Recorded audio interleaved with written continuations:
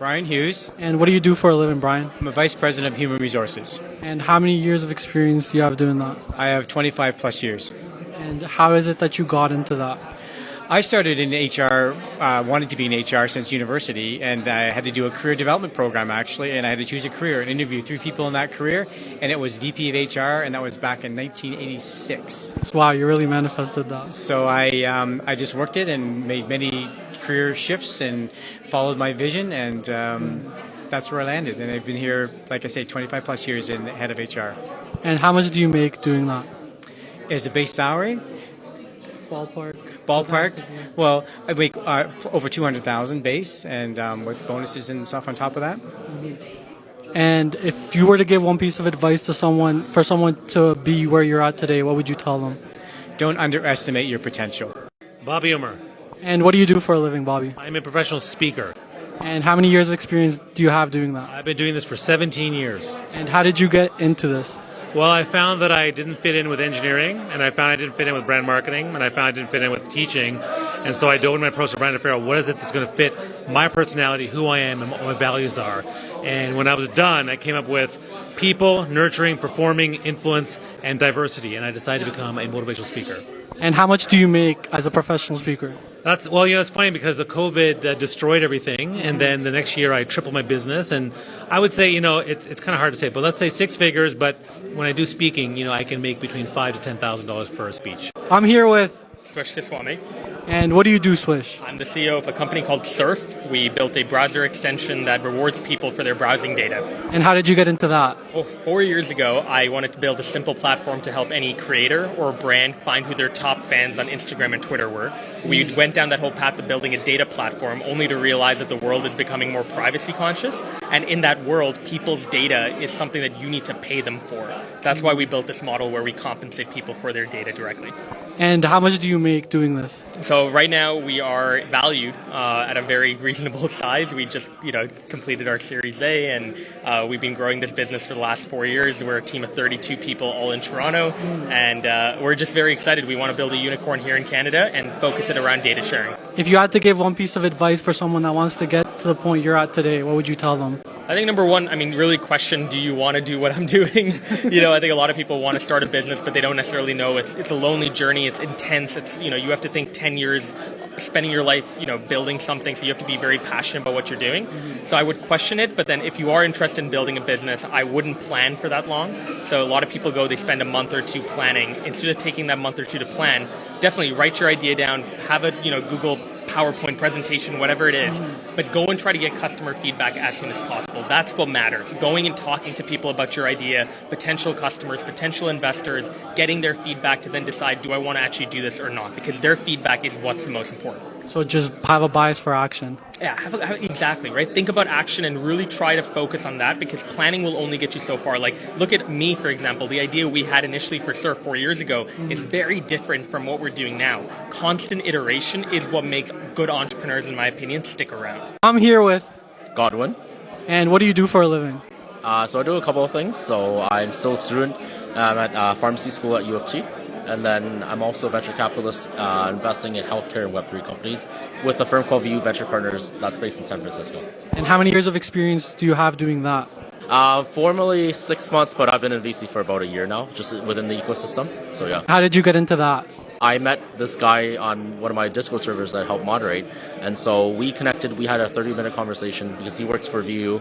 And then his name's Bernard, by the way. If you're listening to this, shout out to him. Shout out Bernard. But anyways, so after that, he just, email introed me to the head of HR. And then, we had a conversation for 15-minute phone call for 15 minutes, and then I was in. So that's how I, got into my current position. Kind of a side door instead of the front door. Like I never, sent a formal application. Yeah, that's the way to do it. Network is your net worth. You network your way into things. How much do you make as a VC? Probably about 50,000 US kind of thing. But for me, it's just, I'm just starting out, and I'm also a student kind of thing. So it's not really truly representative. If you were to give a piece of advice to someone that wants to be where you are today, what would you tell them? 2 words. I've been saying it for years. Just start. Literally, just start. Stop thinking about it. Just do it. Basically. Just do it. Yeah. Shia LaBeouf. Just do it. Just do it. Yeah. So I'm here with Yasser. And what do you do for a living, Yasser? I'm a dental technologist. And how did you get into that? Well, back at home I studied it and I came here and I continue it. And how many years of experience do you have doing that? 3 plus, like three and a half. And how much do you make as a dental technician? Well, the depends. Like there's different departments, but You personally? well, it differs. Like it from 25 to 35 an hour. Okay. Yeah. And if you were to give one piece of advice to someone that's trying to do what you do, what would you tell them? Maybe do something else. I'm here with, My name is Pran. and what do you do for a living, Pran? I am a freelance filmmaker and I also make YouTube videos. And how did you get into that? I started in 2016. We were in Montreal and we used to go out and interview people, like students of McGill University out on the street. We used to like come up with like super edgy topics and we'd ask students that. And then one of my videos ended up blowing up on YouTube. In a month we got like 1.8 million views. So that kind of like snowballed the whole thing. So then from that I went on to shooting videos for clients, you know, through collaborations and stuff like that. And now I have a second YouTube channel which is about traveling. How much do you make doing that?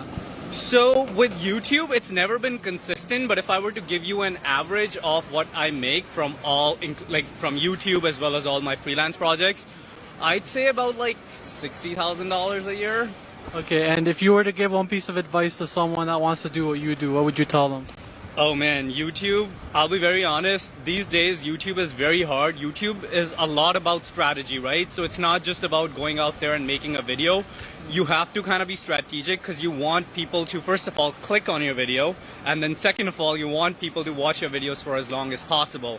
So when you're planning your videos, just do it in a way that would make people keep watching for longer.